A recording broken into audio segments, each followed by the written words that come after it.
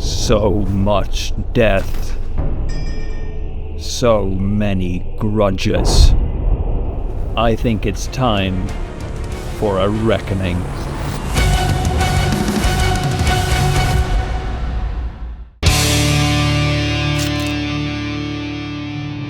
Being the elf lover that I am, I never thought that I'd find myself on the player side of the dwarves, but alas, here we are. As I started my campaign in the mountains of Karasakarak, I set myself two goals. Complete the short, long, and ultimate victory conditions, and settle the legendary grudge of retaking the realms. Bonus, kill as much greenskin filth as possible. Because if there is something that me and the dwarves have in common, it's our hatred of urks. Speaking of urks, Nashrak over here was indeed in need of a killing. And Thorgrim led the charge, but he was far from alone. We also had Tom Phillipson, master engineer and missile specialist, plus dwarf warriors, hammerers, and longbeards. And if that wasn't enough, we had the air support of gyro bombers, all of which put up an excellent fight, securing our first victory of the campaign, leaving Nashrak's head firmly bodiless on the ground to serve as a warning. After this epic victory, Thorgrim and his Dawi warriors quickly took the Pillars of Gromny, started learning some marching songs for a little extra speed, because we desperately need that, before moving on Mount Squighorn, securing the province. The retaking of the realms had begun. It was then, to my horror, that I saw that my neighbor was You want schemes? I got schemes. Skarsnik. And look, I hate all greenskins, but Skarsnik, him I hate the most. So in blind rage, I did what would turn out to be somewhat of a rash decision, declaring war and taking the high place. And yeah. Mind you, this was turn 3, and the slimy greenskin dick had amassed an army of 19 units. And yeah, well, to no one's surprise, they attacked. Now, before ending my turn, I placed Thorgrim outside of the settlement, and Skarsnik attacked the settlement, which meant that a few very heavily damaged bands of miners and dwarf warriors were the first on the battlefield. Now, I try to be a little smart, alright? So I placed them at the top of the map, like near the mountains, in hopes of scattering Skarsnik's army a little bit, while Thorgrim eventually entered the scene of what would be a very bloody fight. And my plan sort of worked. They had split up like a lot, actually, and the majority of the Greenskin army were advancing up the mountain towards my garrison, which allowed for Thorgrim to kill off some squigs, dismantle some pump wagons, and set up in wait for the, huge green horde that was to come. And after, just, absolutely butchering my garrison, they came with all their might. And the snowy mountains on which we made our stand was very quickly covered in blood from both sides. Shields were splintered, armor was shattered, and heads were cleaved. Now, in my previous adventures, if you want to call it that, I referred to the dwarves as stubborn, and that stubbornness was what prevailed. Because eventually, after a lot of blood and death, we won. Oh, come on, you green fox, give up. That was by your beard, Thorgrim. God damn. There was no time to recuperate though, because the Crooked Moon threat was still pretty big. So with my very damaged army, I cleaned up what was left of Skarsnik's armies, marched on, and eventually settled in the World's Edge Archway, where I could finally take a breather and replenish and recruit, before eventually moving in on Mount Gunbard. And I'd recruited some miners that, I guess just mined through the gates, which allowed Thorgrim and his dwarf legions to march in, while my gyro bombers provided some much needed air support and bombing. And with a sigh of relief, the greenskins occupying the keep were all dead. And with it, Skarsnik and the Crooked Moon.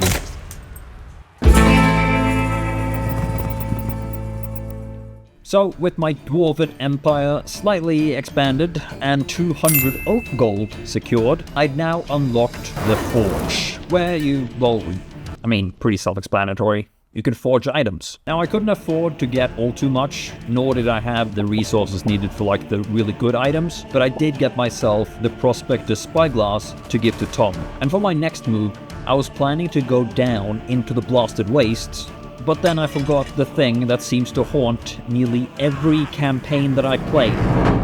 Rats. And this time, it was Tretch Craventail. Now, Tretch only had 3 settlements and wasn't necessarily that much of a threat, but his war declaration would ultimately lead me down a path which would bring a lot of grudges. Motherfucker. As a rat war was imminent, I figured that this was a good time to do Thorgrim's first quest battle and claim the Axe of Grimnir, which actually was a battle against Gorbat Ironclaw.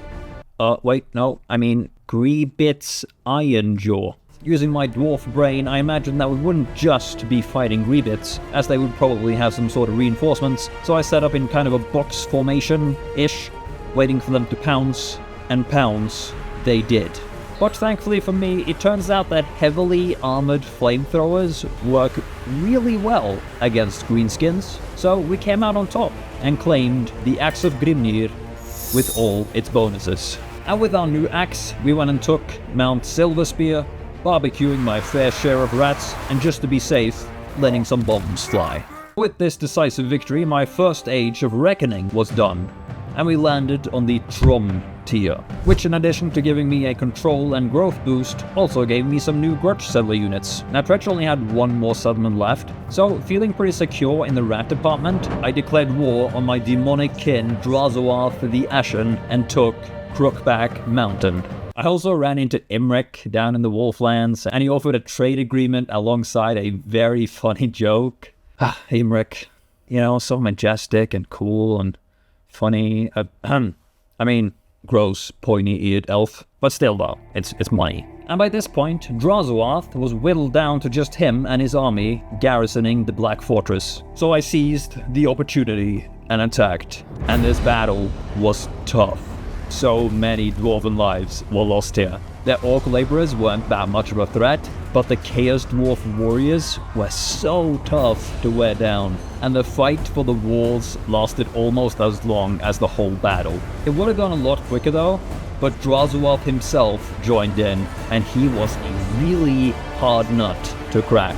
But eventually, after a lot of volleys from my Thunderers, Gyro Bombers, and Tom Phillipson, the Ashen fell, and with him, the Black Fortress. Victory was ours, but at a very high cost. And a few turns later, I tracked down the final settlement of Tretch and just wiped him out.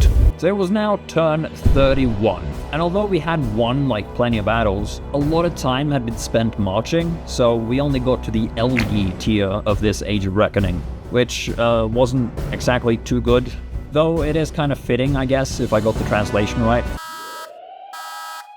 Nevertheless, I took up the old Dallas Cron, or Great Book of Grudges, if you will, and saw that we had already completed a third of the Karak 8 Peaks grudge. So a new goal for the campaign was added.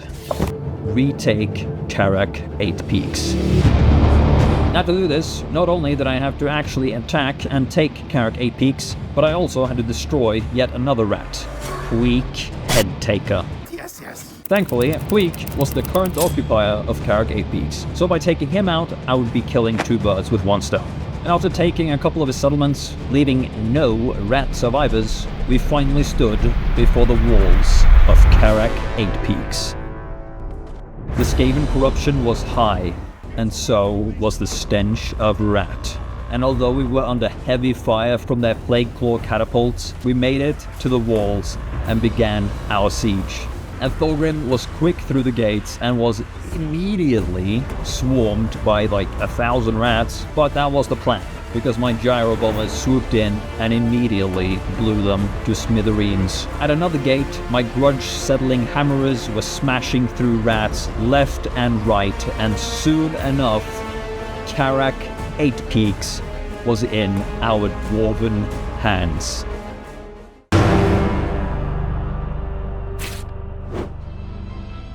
Now while Thorgrim and his army were drinking dwarven beer and relaxing in post-battle glory, a new foe revealed himself in the snowy mountains north of Karazakarak. Azhag the Slaughterer. Now, you see, a little while ago, I had confederated with Barundin Stoneheart of Zufbar, who was neighboring Ungrim Ironfist. And Ungrim was our shield against Azhag. But now, that shield was broken, because Ungrim was dead, and Nurjug of Azhag's faction, the Bone Rattlers, was force marching right outside of Zufbar. And this obviously could not stand. Before I attacked though, I recruited what I believe might be the best dwarven invention of all time. The Goblobbers, which essentially are catapults that launch boulders with live goblins on them. Truly a masterpiece, like this is genius. But despite this awe-inspiring invention, this was a tough battle, but we got there in the end, claiming a Pyrrhic victory. The word spread quickly of my aggression towards Azhag and the Bone Rattlers, and apparently made Grimgor pretty mad. So he marched on the Black Fortress. And I was set up pretty well, like defending the victory point with guns pointed at every entry, but sadly we could only shoot so many trolls, so many goblins, and so many orcs before we either ran out of bullets or were overtaken. So even though we fought valiantly, we lost. But at least we took 1,700 of the Greenskin scum with us. They did actually only sack it in the end, but their sacking and raiding also sparked like a Chaos Dwarf rebellion. So that was, perfect. So now, not only were we fighting Azhag and Queek, but we also had to try to stop Grimgor coming in from the east. So I made a heavy-hearted decision and called Grimgor in for peace talks. I don't want to talk to you, stunty kids. I want to maim ya. But I offered him Crookback Mountain in exchange for at least a temporary peace and non-aggression pact, plus a little bit of gold. I mean, let's be reasonable. And thankfully, he took it. Rest assured though, all grudges have been recorded and shall not go unpunished. Despite being temporarily solved, the Grimgor business made me nervous, so I went ahead with the quest battle for the armor of Skaldur against Spinny Face Smasher of Trolls, and I set up in kind of a box formation once again and grilled and shot at the big bastards until we won. Pretty easy and straightforward. There was no time to waste though, so I jumped straight into the third quest battle, once again against Greenskins, for the Dragon Crown of Karaz, where we actually got some manling help. That was nice. So with 2 more of Thorgrim's unique items secured, I was feeling slightly less nervous, but not quite safe. So I had a look in the book, and I saw that I could confederate with Grombrindle. You know who I am? Now he had already been wiped out, so no land gained, but at least we had another solid fighter in our ranks. So things were looking up, until the Battle of Spiked Peak.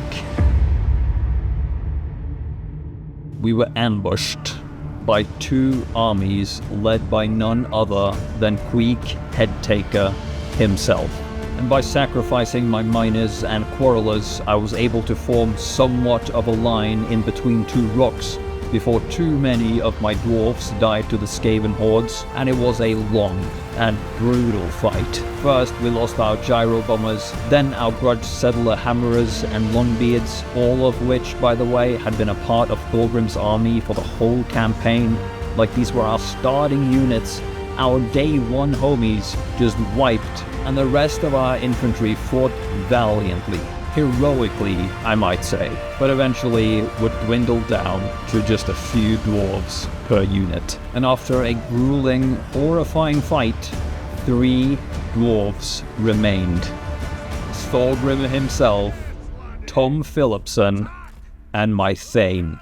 Oh my god, you Skaven rat mother.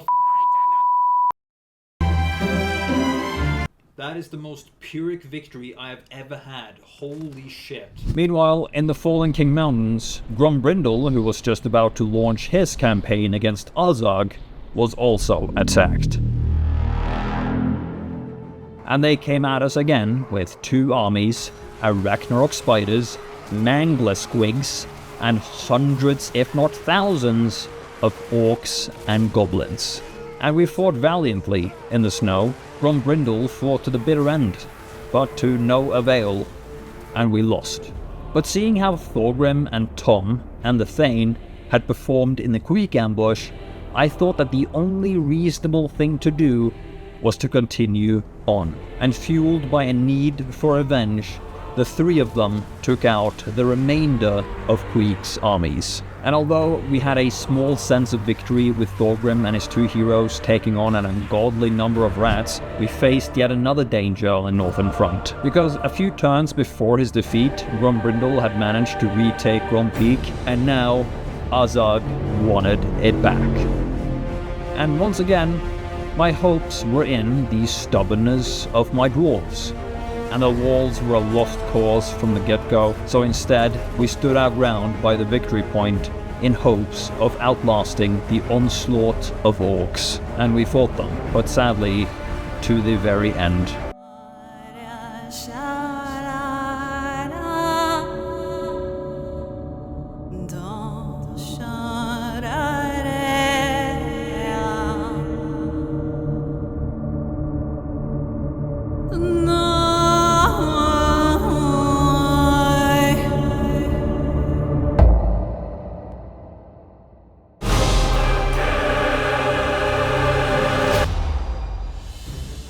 So a few turns has gone by since the devastating events of Spike Peak and Grom Peak, so let me just quickly get you up to speed. Queek and Clan Moors had been destroyed. I had unlocked the deeps in Carrick 8 Peaks and begun construction of various deep buildings. Thorgrim had done the quest battle against hordes of undead for the Great Book of Grudges. We had confederated with Thorek Ironbrow, and more importantly, Grombrindle had avenged the dwarves of Grom Peak, and done so with such ferocity that Arsag the Slaughterer had become the Slaughtered.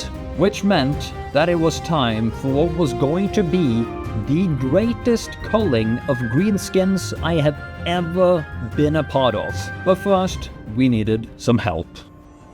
I was able to resurrect and confederate with Ungrim Ironfist, because I was sure that the Slayer King would be of help. Then I went and rescued a certain dwarf and his manling companion, Gotrek and Felix. I forged a few items and set Thorgrim on course for Grimgor Ironhide. And we started by taking back what was rightfully ours, Crookback Mountain.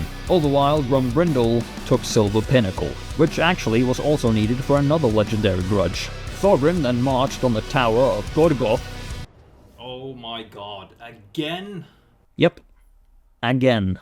Now we were kind of lucky in this ambush, because we had relatively quick access to get to like higher ground without having to chop through too many enemies. I also did something very smart straight away, which was to take my organ gun crew off their organ guns and have them hide behind my other infantry units. And after a pretty rough start, we actually kind of got somewhat set up on the hill with our backs against the rocks. We were able to hold the orcs back. Thorgrim and Gotrek and Felix were at the bottom of the hill to take the brunt of the assault and fought like true heroes, enduring both bombing runs from my gyrocopters and literally like 1,000 greenskins. Thanks to the bravery of Thorgrim and his heroes, I was able to eventually get my iron drakes down and rain literal fire on my enemy. And after nearly 23 horrifying minutes, both Gotrek and Felix were wounded, but I was able to sneak my organ gun crew back to their guns. And they let fly, and we were able to either kill or chase off the remaining orcs. But after this, the Grimgor War went pretty well. Just a lot of decisive victories and auto-resolves. One interesting thing did happen, and that was that we confederated with Belagar Ironhammer, which for some reason made a bunch of ghost guys spawn in my capital, which, you know, weird, but I'll take it. And that meant that all the legendary dwarven lords were gathered under me, the High King. And yes, I know, Malachi isn't there, but let's just pretend he doesn't exist, because that's like the one DLC I don't own, okay? Either way, Grimgor was gone. And while I had been chasing Grimgor in the east, a threat had been growing to my south. The Great Saber. Oh yes, it was Wurzag. I had been a tad worried about Wurzag though, so I did actually keep Thorek around Wurzag, just in the vicinity, just in case. So Thorek moved down into the jungle lands of Wurzag, equipped with lots of iron drakes and gyrocopters with brimstone guns. And it didn't take long until we were barbecuing Wurzag's savage orcs and slowly but surely taking his settlements. Which is also why we got the long victory. Good job, guys. And with the long victory also came the endgame crisis. And do you wanna guess which one we got? Told you. Biggest culling I have ever been a part of. Now this was troubling though, because one, it meant that we were now at war with Greebit's Ironjaw.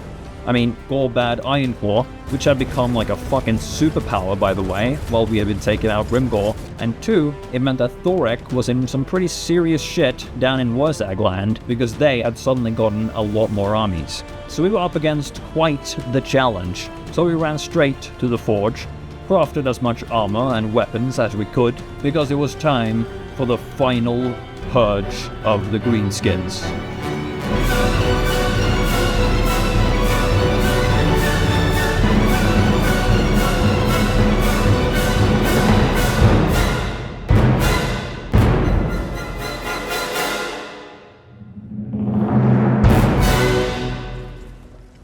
Eventually, Thorgrim tracked the very beaten down Gorbad, and the High King and the Great Leader finally faced each other. And I'm sorry, I really wish that this was like a huge cool battle, but it was like no contest at all. Gorbad was charged head on by Thorgrim and Gotrek and Felix. I was running away scared and half dead within like 30 seconds. He almost got away too, but there's no outrunning my gyro bombers. And his Arachnod spiders were quickly taken down with my giant slayers, and with that, Gorbad's army was just laid to waste, and the Iron Claw orcs were dead.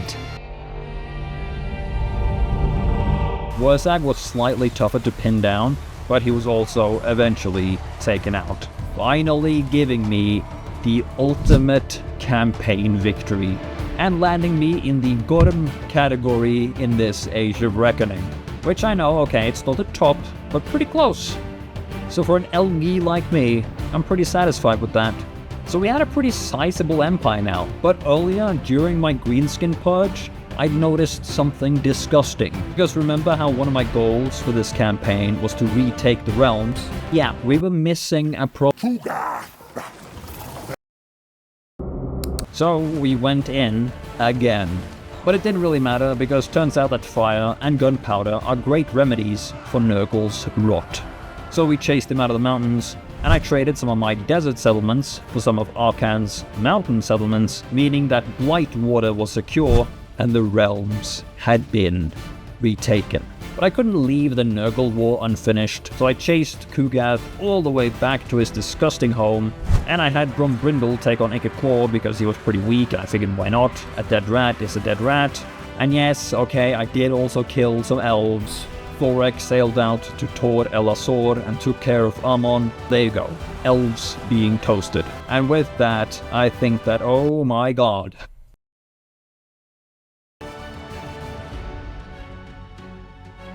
There, that should be it. So with that, I think that my Dwarven Empire is pretty good looking, especially considering we took on almost every Greenskin faction in the game and destroyed them. The short, long, and ultimate victory conditions are all met, and we have not only retaken the realms, but we have also completed Karak-Zorn's Scorn, the Fallen Ones, Karagate Peaks, and the Shame of Silver Pinnacle. And you know what? I really enjoyed this campaign.